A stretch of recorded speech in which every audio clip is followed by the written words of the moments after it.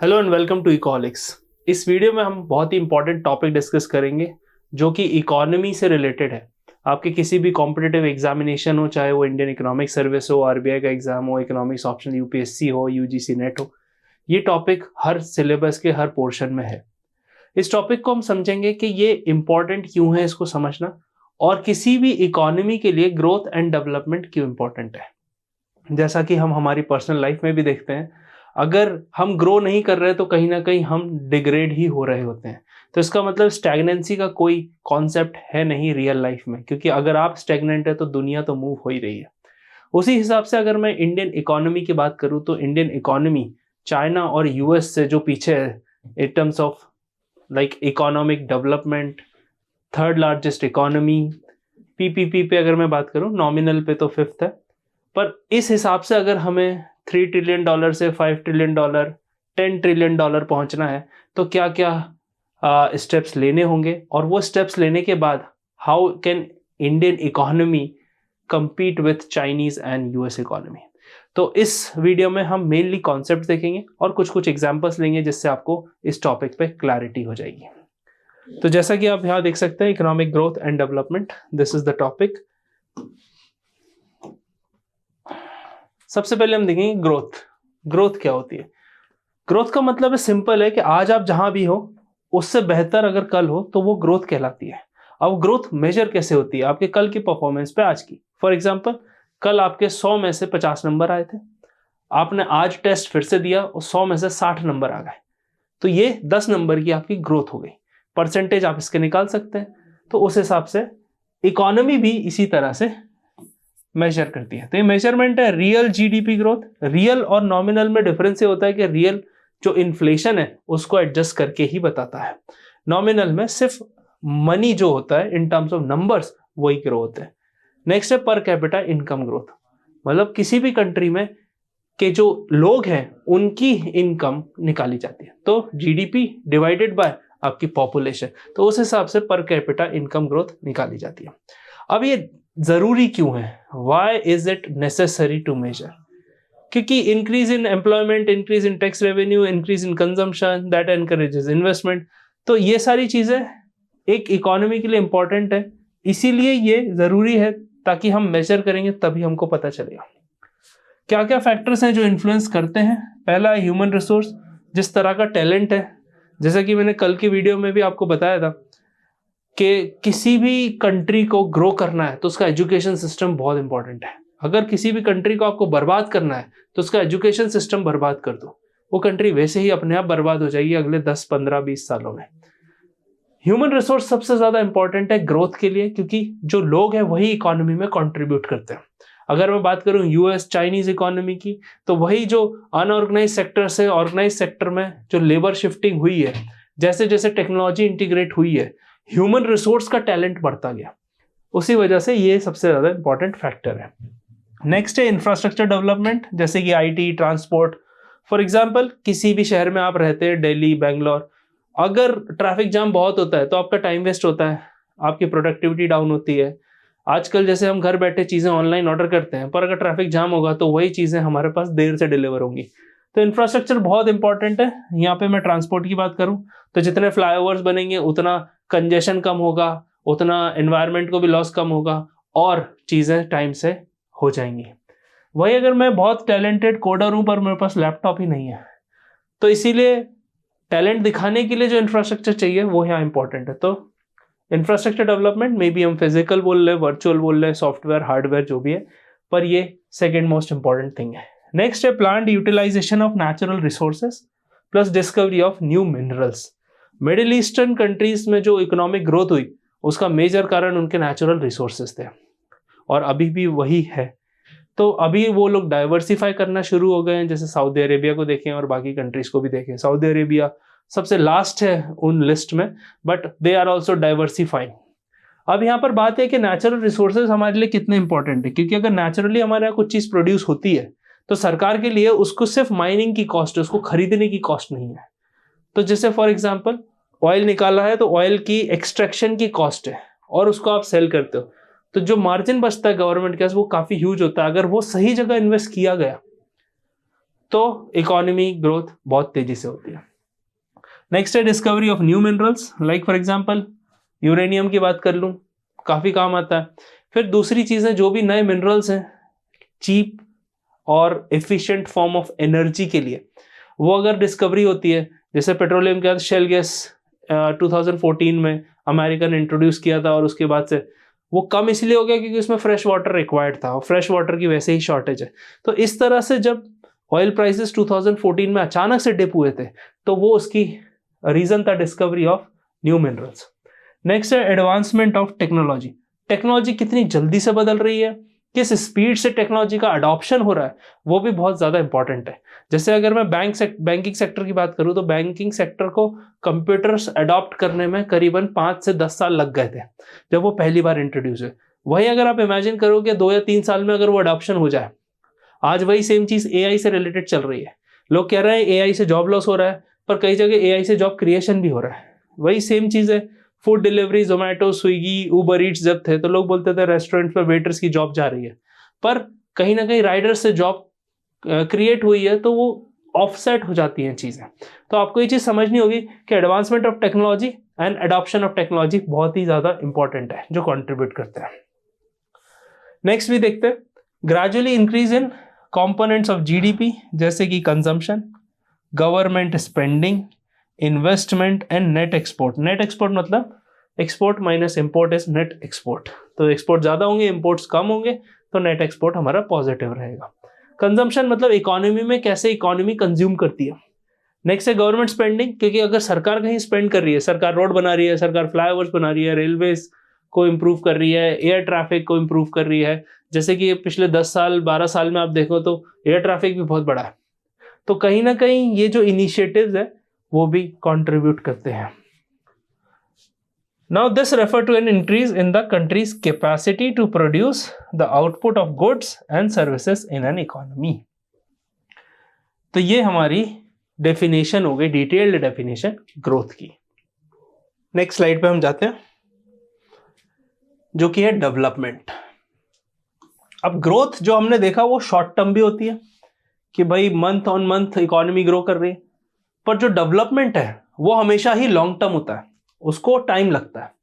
और डेवलपमेंट में हम देखते हैं पहले मेजरमेंट है कैसे होता है, फिर चैलेंजेस फॉर इंडिया, फैक्टर्स क्या क्या होते हैं जो इन्फ्लुएंस करते हैं, और बाकी सारी चीजें। तो सबसे पहले मेजरमेंट, ह्यूमन डेवलपमेंट इंडेक्स, इंसान का क्या डेवलपमेंट हो रहा है उसके ऊपर। इसका मतलब स्टैंडर्ड ऑफ लिविंग में, उसके वाटर अवेलेबिलिटी में, सैनिटाइजेशन में, ये सारी चीजों में इंपॉर्टेंट होता है। फिर यहाँ पे बात आती है ग्रॉस हैप्पीनेस इंडेक्स की। भूटान जैसी एक छोटी कंट्री हैप्पीनेस को भी मेजर करती है।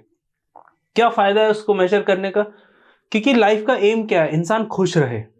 पर अगर हम एक के बाद एक दूसरी तीसरी चौथी चीजों के एम करते जाएंगे और हम पूरी कोशिश करेंगे कि कहीं ना कहीं हम उस राह तक बहुत तेजी से बढ़े, तो वहां पे हमको प्रॉब्लम आएगी। इसीलिए भूटान की गवर्नमेंट कहती है कि हम हैप्पीनेस को मेजर करेंगे कि हमारे सिटीजन कितने खुश है हमारी कंट्री में रह के। जैसे फॉर एग्जांपल नेशनल कैपिटल की बात करें, दिल्ली में लोग मजबूरी में रहते हैं क्योंकि इकोनॉमिक अपॉर्चुनिटीज है वहां पर वहीं अगर एनवायरनमेंट की हालत देखें, वहां पोल्यूशन देखें, तो कोई भी अपनी इच्छा से वहां रहना नहीं चाहेगा। नेक्स्ट है gender inequality index, male versus female में, इकोनॉमिक अपॉर्चुनिटीज में, पे पैरिटी में, तो इस तरह से हम मेजर करते हैं। और नेक्स्ट है ग्रीन GDP, मतलब एनवायरनमेंट का इम्पैक्ट GDP पे और वाइस वर्सा। तो ये सारी चीजें इंपॉर्टेंट है क्योंकि इकोनॉमिस्ट जो रहते हैं वो कई बार ये बात करते हैं कि हमको जो इकोनॉमिक ग्रोथ है और एनवायरनमेंट है उसका एक ट्रेड ऑफ है। मैं ऐसा नहीं चाहता, मैं ऐसा कहना भी नहीं चाहता कि ये एक ट्रेड ऑफ है। रीजन बीइंग क्योंकि हमको एनवायरमेंटली सस्टेनेबली ग्रो करना है, तो हमको इकोनॉमिक ग्रोथ तो चाहिए ही, ताकि वहां से सरप्लस जनरेट हो और हम एनवायरनमेंट को सेव कर सकें। अगर मैं छोटी सी कंट्री सिंगापुर की बात करूं तो उसमें इकोनॉमिक अपॉर्चुनिटीज भी ढेरों हैं, वहाँ गार्डन्स और जो फॉरेस्ट एरिया है, ग्रीनरी को भी उन्होंने प्रोटेक्ट करके रखा है। और हैप्पीनेस इंडेक्स की बात करूं तो हैप्पीनेस इंडेक्स में भी वो काफी आगे हैं।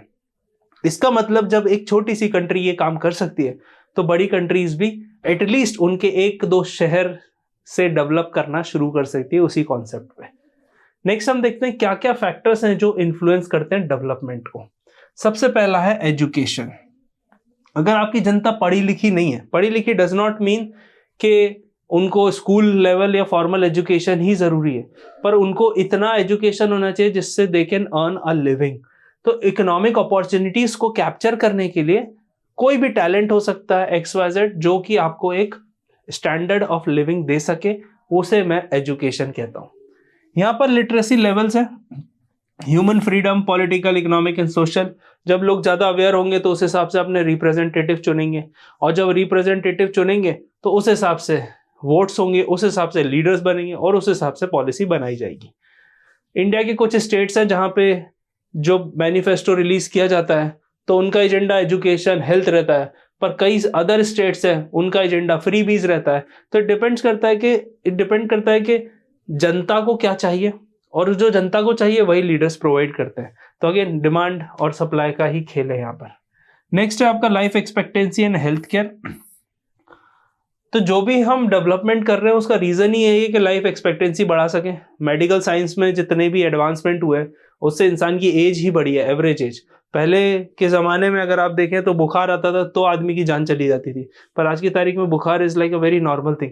तो यहाँ से हम ये समझ सकते हैं कि जैसे जैसे डेवलपमेंट हुआ है लाइफ एक्सपेक्टेंसी हमारी इंप्रूव हुई है।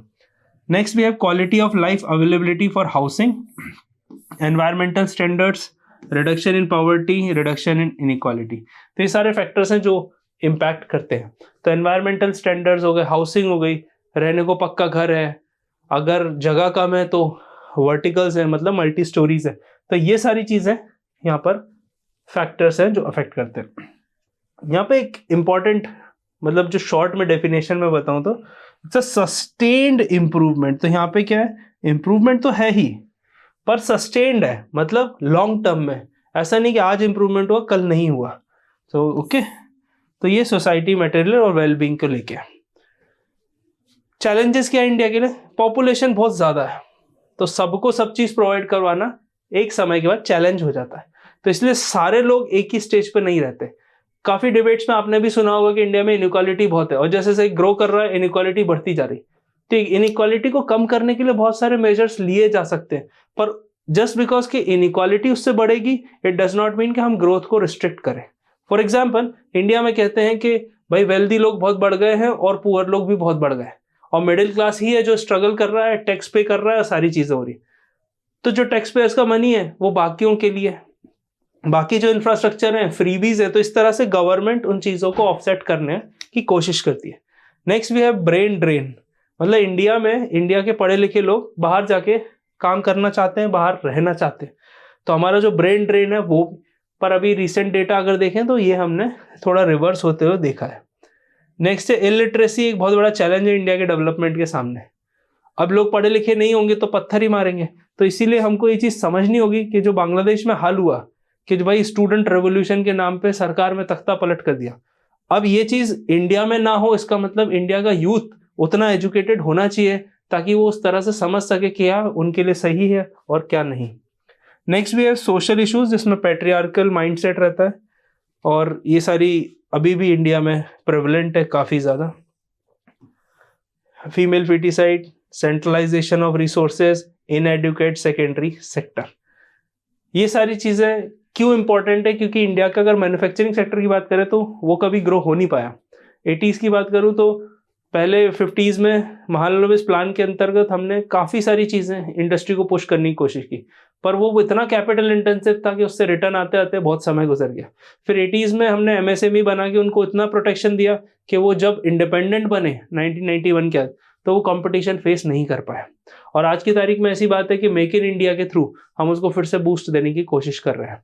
वहीं अगर दूसरी कंट्री, चाइना ऑब्वियसली एक डिक्टेटरशिप कंट्री है, हम एक डेमोक्रेसी है, दोनों में काफ़ी डिफरेंस है, इम्प्लीमेंटेशन में डिफरेंस है। So we are not saying कि इंडिया में चीज़ें खराब है, but what I am saying कि चाइना ने उसी समय में मैन्युफैक्चरिंग यूनिट भी बना लिए, अब वो सर्विसेज में भी अच्छा कर रहे हैं। तो हमारा सर्विसेज 1991 के बाद से अच्छा है ही, पर अब हम अगर मैन्युफैक्चरिंग सेक्टर को भी उठा लेंगे तो जो primary, secondary and tertiary sector का इंटीग्रेशन है उससे इंडिया का डेवलपमेंट और तेजी से होगा। Next we have output is plus welfare, दोनों चीज़ का ध्यान रखना है। और ये क्वालिटेटिवली मेजर किया जाता है। जैसे मैंने आपको ग्रोथ बताई थी, वो इन टर्म्स ऑफ नंबर्स होती है, इतने परसेंट से इतने परसेंट, इतने डेटा से इतने डेटा पे, पर ये क्वालिटेटिव होती है, मतलब क्वालिटी वाइज इसको हम मेजर करते हैं। Next we have inclusive growth. किसी भी एग्जाम को आप अगर प्रिपेयर कर रहे होंगे तो ये टर्म आपने जरूर सुना होगा, इस पे क्वेश्चंस भी बहुत आते हैं। इंक्लूसिविटी मतलब सबको साथ लेके चलने वाली। तो जैसे प्रधानमंत्री जन धन योजना शुरू हुई थी, उसमें सबके बैंक अकाउंट खुले थे, तो जो फाइनेंशियल सेक्टर है, जो फाइनेंसेस है, बैंकिंग है, उसकी ग्रोथ इंक्लूसिविटी के साथ हुई थी। मतलब जो लास्ट में भी इंसान है उसके पास भी ये अपॉर्चुनिटी हो कि बैंक में उसका अकाउंट हो और वो पैसे रख सके उसमें। यूएनडीपी के अकॉर्डिंग ये प्रोसेस है and the outcome where all groups of people have participated in the organisation of growth and have benefited equitably from it. तो जैसे for example if we are talking about food, तो India में हर last इंसान के पास भी food की एक इक्वल अपॉर्चुनिटी होनी चाहिए, उसके पास भी खाने के साधन होने चाहिए। Obviously I am not saying कि इसमें फ्री दे देना चाहिए, बट उसके पास वो अपॉर्चुनिटी होनी चाहिए जिससे हम इंक्लूसिव ग्रोथ में कन्वर्ट कर सके। एलिमेंट्स की बात करूं तो क्या क्या एलिमेंट्स होते हैं? इकोनॉमिक एलिमेंट्स में रीडिस्ट्रीब्यूशन ऑफ वेल्थ है, मतलब टैक्स लगा के बाकी जो डिसएडवांटेज सेक्शन ऑफ सोसाइटी है उसको हेल्प कर सके। पॉवर्टी को एलिवेट करना, मतलब लोगों को गरीबी से बाहर लाना। स्किल डेवलपमेंट, उनको कुछ ऐसी स्किल सिखाना जिससे कि वो अर्न कर सके। जैसे आप फ्री में किसी को पैसा देने की वजह उसको एक ठेला खरीद के दे दो, ज्यादा इकोनॉमिक एम्पावरमेंट होगी उसकी। नेक्स्ट है social, gender equity, women male, मतलब मैन एंड वुमेन को दोनों को बराबर अपॉर्चुनिटी देना। रीजनल पैरिटी, अब जैसे इंडिया में अगर मैं बात करूं तो महाराष्ट्र सबसे ज्यादा तेजी से ग्रोइंग स्टेट है, गुजरात, तमिलनाडु, पंजाब, ये सारे ग्रोइंग स्टेट है, पर बाकी स्टेट्स भी पीछे रह गए हैं। तो उनको एक इक्वल लेवल पे लाना, जिस स्टेट का जो टैलेंट है उसको उसमें ही प्रमोट करना। जैसे for example Jammu and Kashmir, क्योंकि हिमालय रीजन की वजह से जो हिमालयन स्टेट्स हैं वहां पे उतनी इकोनॉमिक अपॉर्चुनिटी नहीं बन सकती पहाड़ों की वजह से, पर वहां पे हम टूरिज्म सेक्टर को डेवलप कर सकते हैं। कोई एरिया है जो खेती में बहुत अच्छा है, उसको खेती में डेवलप कर सकते हैं। तो जरूरी नहीं है कि सबको हमको कॉन्क्रेटाइजेशन करना है, पर रीजनल पैरिटी करना है जिससे उनके पास एक प्रॉपर अपॉर्चुनिटी हो। Then we have social justice, access to essential services. Then we have industrial development, technology advancement, skill development, employment generation, financial inclusion, environmental sustainability, intergeneration equity. So equity और equality में difference है।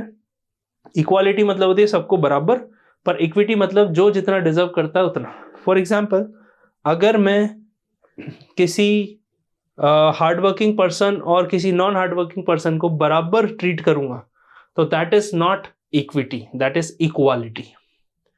तो आपके पास for example मैं एक teacher हूं, 100 बच्चे मेरे पास, सबका रिजल्ट आया, सबके नंबर बराबर ऊपर नीचे आए, पर मैंने सबको बराबर तरीके से पार्टी दी। अब सब समोसा, कचौड़ी, मिठाई सब एक साथ खा रहे हैं, पर यहाँ पे प्रॉब्लम क्या है? प्रॉब्लम है कि जिस बच्चे ने टॉप किया उसको भी सेम ट्रीटमेंट मिल रहा है, और जो बच्चा ऑलमोस्ट बाउंड्री पे पास हुआ है उसको भी सेम ट्रीटमेंट मिलता है। तो उसे हम इक्वालिटी कहते हैं, ना कि इक्विटी। इक्विटी जब आती है जब हम उसके टैलेंट के हिसाब से उसको ट्रीट करें। तो इसका मतलब टॉपर है तो उसको बड़ा गिफ्ट मिलना चाहिए, और जो जस्ट बाउंड्री पे पास हुआ उसको सिर्फ स्वीट्स मिलने चाहिए। तो ये सारी चीजें हैं जो कि इकोनॉमिक टर्म्स में आपको समझनी होगी, जो मैंने आपको बेसिक लेमैन लैंग्वेज में बताई है। नेक्स्ट भी है कि सोशल, इकोनॉमिकल किस किस टाइप की हम डेवलपमेंट पे यहाँ पे बात कर सकते हैं और कौन कौन स्टेक होल्डर्स हैं। सोशल की बात करूँ तो अफोर्डेबल एजुकेशन, एजुकेशन अफोर्डेबल होनी चाहिए। इसका मतलब कि सरकार सपोर्ट करे जो लोग स्कूल में एडमिशन नहीं ले पा रहे। सेकेंडरी एजुकेशन में भी सपोर्ट हो सके तो वो भी वहाँ तक भी सरकार देती ही है। तो एजुकेशन सिर्फ फाइनेंशियल बैकिंग ना होने की वजह से रिस्ट्रिक्टेड ना हो। नेक्स्ट है quality health care. Ayushman Bharat जो स्कीम चली है इससे काफ़ी लोगों का भला हुआ है। ओपीडी की फीस 20 रुपये देके आदमी डॉक्टर को भी दिखा सकता है। तो इसका मतलब ये है कि जहाँ प्राइवेट हॉस्पिटल्स काफ़ी ज़्यादा चार्ज कर रहे हैं और गवर्नमेंट हॉस्पिटल्स में सर्विसेज बिल्कुल बहुत ही ज़्यादा मतलब उस लेवल की है नहीं कि आदमी जा सके, तो कोशिश ये है कि quality health care at an affordable cost ये सरकार का हमारा एजेंडा है, specially post Covid. Socially equal treatment, gender parity and regional parity already मैं आपको एक्सप्लेन कर चुका हूँ। नेक्स्ट है इकोनॉमिक अपॉर्चुनिटीज में, तो फाइनेंशियल लिटरेसी एंड इंक्लूजन। तो जैसे कि अभी आप कोई भी फोन लगाते हैं उसमें बताते हैं कि ऑनलाइन फ्रॉड होता है, किसी के साथ OTP शेयर ना करें, सारी चीजें। तो जब आप डिजिटलाइजेशन की तरफ जा रहे हैं तो वो डिजिटलाइजेशन में आप अपनी जनता को अवेयर भी तो करें कि भाई UPI का पिन नहीं देना है, OTP शेयर नहीं करना है, बैंक अकाउंट नंबर दे सकते हैं पर नेट बैंकिंग का पासवर्ड नहीं देना है। तो ये सारी चीजें फाइनेंशियल लिटरेसी का पार्ट है और फाइनेंशियल इंक्लूजन का है कि भाई मेरे पास अगर पैसे नहीं है मिनिमम बैलेंस मेंटेन करने के, स्टिल मैं जनधन योजना के अकॉर्डिंग 0 बैलेंस अकाउंट खुलवा सकता हूँ। नेक्स्ट एग्रीकल्चर डेवलपमेंट, क्योंकि एग्रीकल्चर हमारी बैकबोन है। Quality employment, quality employment means एक फिक्स्ड वर्किंग आवर्स होने चाहिए, कि ऐसा नहीं है कि यू आर पेइंग वर्कर्स तो आप उनको कितने भी समय तक रोक सके। प्लस वर्किंग कंडीशन अच्छी होनी चाहिए, एक्सट्रीम टेम्परेचर्स में वो वर्क ना करें, उनका ध्यान रखना है। तो ऐसे बहुत सारी चीज़ें हैं जो एम्प्लॉयमेंट की क्वालिटी पे काम आती है। ये तो एक एस्टैब्लिशमेंट की बात हो गई, पर इन टर्म्स ऑफ स्किल, जैसे अगर मैं ज़्यादा स्किल्ड हूँ तो मुझे उस हिसाब का काम मिले। नेक्स्ट है कनेक्टिविटी एंड कम्युनिकेशन, क्योंकि आज की तारीख में यही सबसे ज़्यादा इंपॉर्टेंट है। जैसे आपने देखा होगा सरकार के अब हमको टेक्स्ट मैसेज भी आने लग गए। सबसे पहले सिंगापुर में ये चीज़ शुरू हुई थी, जहाँ पे एक मैसेज से पूरी देश की जनता को उनके जो प्राइम मिनिस्टर हैं वो कम्युनिकेट कर सकते थे। तो ये बहुत अच्छी चीज़ है, हमारी कंट्री में भी धीरे धीरे बढ़ रही है। आपको व्हाट्सएप के थ्रू या फिर आपको टेक्स्ट मैसेज के थ्रू सरकार कम्युनिकेट करती है। नेक्स्ट है रेजिलियंस टू एक्सटर्नल शॉक, तो बाहर से अगर कोई इम्पैक्ट होता है इंडिया के इकोनॉमिक डेवलपमेंट पे, ग्रोथ पे, तो इंडिया उतना स्ट्रांग हो इंडिपेंडेंटली कि वो ये सारे शॉक्स को झेल जाए। नेक्स्ट भी है political, so long term perspective, जैसे कि फॉर एग्जांपल अभी जितने भी इलेक्शन हुए आपने देखा, मध्य प्रदेश में इलेक्शन थे 2023 के एंड में, फिर 2024 के एंड में महाराष्ट्र में इलेक्शन थे, अभी दिल्ली में इलेक्शन है 5 फरवरी को। सब जगह फ्रीबीज की ही बात हो रही है, पर अगर एक पॉलिटिकल पर्सपेक्टिव डेवलपमेंट के तौर पे देखा जाए तो ये सारी मायोपिक विजन है, मतलब शॉर्ट टर्म सोच है कि आज मैंने फ्री बांटा तो आज मुझे वोट मिल गया, अब 5 साल बाद ना मैं इसको जानता हूँ ना वो मुझे जानते हैं। तो ये सबसे बड़ी चीज़ है कि यहाँ पे डेवलपमेंट जब भी हम बात करें तो हम एक लॉन्ग टर्म पर्सपेक्टिव लेके चलें कि भाई आज फ्रीबीज बांटने से अच्छा है मैं दिल्ली में कुछ ऐसा करूँ कि जिससे कि लोगों की इकोनॉमिक अपॉर्चुनिटी बढ़े। Next we have transparent and efficient governance, तो गवर्नेंस सिंपल होता है, what government do is governance, मतलब जो भी सरकार करती है उसे हम गवर्नेंस कहते हैं। तो गवर्नेंस मतलब जो भी सरकार एक्टिविटी कर रही है, एग्जीक्यूट कर रही है, प्लान्स को बना रही है, वो ट्रांसपेरेंट और एफिशिएंट हो, मतलब सारी चीज पता हो। जैसे फॉर एग्जांपल हम किसी को भी पैसे देते हैं या घर वाले हमको पैसे देते हैं, वो कहीं ना कहीं थोड़ा बहुत हिसाब मांगते हैं उसका कि भाई इसका क्या हुआ, पर हम एज अ टैक्स पेयर सरकार को पैसे देते हैं, पर जो बजट उनका आता है हम उसको खोल के देखते भी नहीं है, बल्कि वही हिसाब है सरकार ने हमारे पैसे के साथ क्या किया। अगर आप स्टेट गवर्नमेंट की देखें तो लोन ले लेके, डेट ले लेके फ्रीबीज बांटी जा रही है, क्योंकि जनता को पता ही नहीं, जनता कभी बजट खोल के देखती ही नहीं है। तो यहाँ पर ये चीज़ ज़रूरी है कि आप ट्रांसपेरेंट और एफिशिएंट वे में सरकार चलाएं। Next we have safe borders, क्योंकि जो इश्यूज हमारे नेबरहुड में चल रहे हैं, काफ़ी हॉस्टाइल एनवायरनमेंट है बांग्लादेश में, सेम चीज़ नेपाल के साथ भी है। तो क्रॉस बॉर्डर को टेररिज्म और क्रॉस बॉर्डर इलीगल ट्रैफिकिंग वो सब रोकना ज़रूरी है ताकि इंडिया में चीज़ें ठीक रहे। क्योंकि जैसे कि अभी जो बात चल रही है कि सैफ अली खान का जो इंसिडेंट हुआ उसमें एक बांग्लादेशी आया, नाम बदला, कहीं कुछ हुआ, तो बहुत सारे सीन थे उसमें, पर अगेन सेफ बॉर्डर वो उसका एक पोर्शन है। नेक्स्ट वे पे एनवायरमेंटल रिडक्शन ऑफ वेस्टेज, जैसे कि आप देखें वेस्टेज का रिडक्शन बहुत ज़्यादा इंपॉर्टेंट है। अगर मैं एक सिंपल से एग्जांपल लूँ, इंडिया में हम कहीं का पानी नहीं पी सकते, रेलवे स्टेशन का पानी पीने में बीमार हो जाते हैं, कहीं बोरो करके पीना, पर हम मिनरल वाटर प्रेफर करते हैं। अब मिनरल वाटर पानी पीने से क्या होता है, हम बॉटल तो एक बार पीते हैं, वो सिंगल यूज प्लास्टिक होती है और वो प्लास्टिक रिसाइकल हुई नहीं हुई तो वो पूरा एनवायरनमेंट पे इम्पैक्ट देती है। तो इसका क्या मतलब है कि एक सेफ ड्रिंकिंग वाटर सोर्स नहीं है हमारे पास, उसकी वजह से इम्पैक्ट वाटर पे भी है, उस वजह से इम्पैक्ट एनवायरनमेंट पे भी है और सिंगल यूज प्लास्टिक पे भी है। तो बहुत सारी कंट्रीज, बहुत सारी सिटीज, बहुत सारे एरिया ऐसे हैं जहाँ पे सिंगल यूज ऑफ प्लास्टिक मना है। Next we have sustainable development, तो जो भी हम डेवलपमेंट करें वो लॉन्ग टर्म हो, लॉन्ग टर्म खींचे भी। Next we have inclusion of future generation need, जो पॉलिसी बनाने वाले लोग हैं वो कहीं ना कहीं 50-60s में रहते हैं, 40s में रहते हैं, तो जब भी हम पॉलिसी बनाएं डेवलपमेंट से रिलेटेड, देश के बारे में, हमेशा अगली जनरेशन को ध्यान में रखते हुए बनाएं। क्या कौन कौन स्टेक होल्डर है, मतलब किस किस की एक्टिविटी और डिसीजन अफेक्ट करते हैं इंडिया के डेवलपमेंट को या किसी भी कंट्री के डेवलपमेंट को, ये इसमें 5 मेजर नाम है।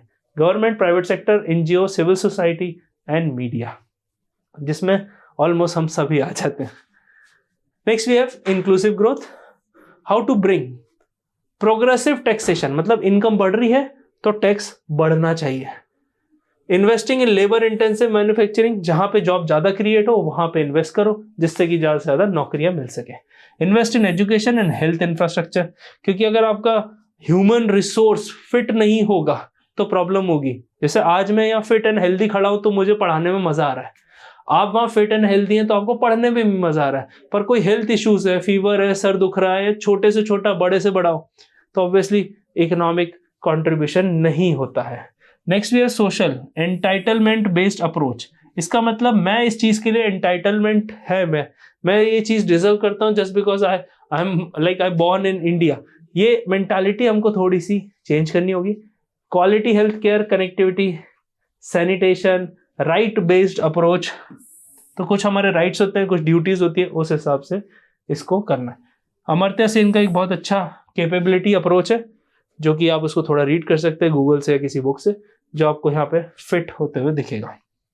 पॉलिटिक्स में, पॉलिटिकल में good governance and community activism, इसका मतलब है सरकार जो कर रही है वो गवर्नेंस गुड हो, जो भी हमारा पैसा खर्च हो रहा है, जो भी रिप्रेजेंटेटिव हमको रिप्रेजेंट कर रहे हैं वो गुड गवर्नेंस में है, ट्रांसपेरेंट हो, एफिशिएंट हो, और कम्युनिटी एक्टिविज्म हो। जब तक जनता अवेयर नहीं होगी तो हमारे जो लीडर्स हैं वो हमको गुमराह करते ही जाएंगे। तो हमारा सबसे पहला है कि कम्युनिटी अगर स्ट्रांग होगी, कम्युनिटी सवाल पूछेगी लोगों से, भाई 5 साल में ही एक बार आपके दरवाजे पे कोई ना कोई तो आता है, पार्षद हो, एमएलए हो, कोई भी है, वो आपके पास आता है, आप उनसे सवाल पूछो।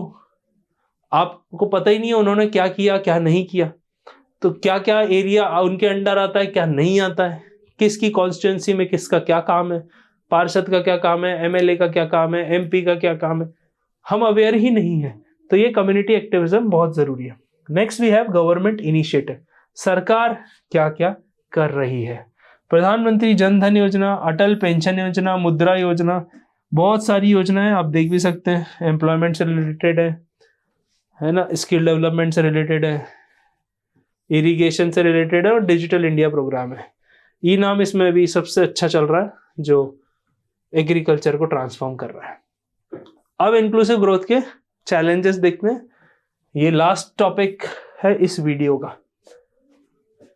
क्या चैलेंजेस हैं? कास्ट बेस्ड डिवीजन, इंडिया में अभी तक ये डिवीजन माना ही जाता है, धीरे धीरे चीजों को लेके एक एक्सेप्टेंस आ रहा है, बट अगेन फिर से ये चीजें हमको प्रॉब्लम क्रिएट करती है। फूड सिक्योरिटी कहीं ना कहीं हमने अचीव कर ली, तो अब हम न्यूट्रिशनल सिक्योरिटी की तरफ जाएंगे, ये हमारे लिए सबसे बड़ा चैलेंज है। Under employment and issues with agriculture, these are the 2 most important issues that we need to cater.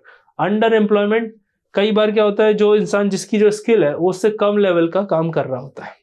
Next we have government initiatives, so again इसमें कौन कौन से इनिशिएटिव लिए गए हैं, ऑलमोस्ट सिमिलर इनिशिएटिव्स हैं जो कि आपको काम आएंगे। तो आई होप आपको ये वीडियो पसंद आया होगा। इंक्लूसिव ग्रोथ एंड डेवलपमेंट, सारी चीजें क्लियर हो गई होंगी। हर संडे हम एक वर्कशॉप करते हैं कॉम्पिटिटिव एग्जाम से रिलेटेड, जो भी इकोनॉमिक्स से है, जैसे Indian economics service, economics option, that is absolutely free, 3 hours की होती है। Link is given in the description in the first comment, you can register it for free and don't forget to subscribe Ecoholics. हमारा aim है इस channel को 1 million तक पहुंचाने का, तो अगर अभी तक आपने सब्सक्राइब नहीं किया तो आप प्लीज उसको सब्सक्राइब कर लीजिए। Thank you and have a nice day.